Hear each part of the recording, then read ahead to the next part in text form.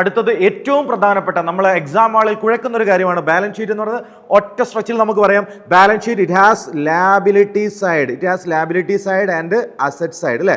രണ്ട് വശങ്ങളാണുള്ളത്, ലാബിലിറ്റി സൈഡും അസറ്റ് സൈഡും ഉണ്ടാവും. അസറ്റ് സൈഡിൽ നമ്മൾ ഫിക്സഡ് അസറ്റ്സ് ആദ്യം പ്ലേസ് ചെയ്യില്ല. It could be land, building, furniture, machinery etcetera. അതിനുശേഷം നമ്മൾ കറണ്ട് അസറ്റും നമ്മൾ പ്ലേസ് ചെയ്യും.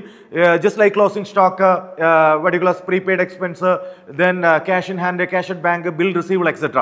Then on the liability side നമ്മൾ ലാബിലിറ്റി സൈഡിൽ ഡിസ്ക്ലോസ് ചെയ്യുന്നത് ക്യാപിറ്റൽ നമ്മൾ ഡിസ്ക്ലോസ് ചെയ്യും, നെറ്റ് പ്രോഫിറ്റ് ഉണ്ടെങ്കിൽ നമ്മൾ ആഡ് ചെയ്യും, നെറ്റ് ലോസ് ആണെങ്കിൽ നമ്മൾ ലെസ് ചെയ്യും, അതുപോലെ തന്നെ ഡ്രോയിങ്സ് ഉണ്ടെങ്കിൽ നമ്മൾ ഇതിൽ നിന്ന് ലെസ് ചെയ്യും.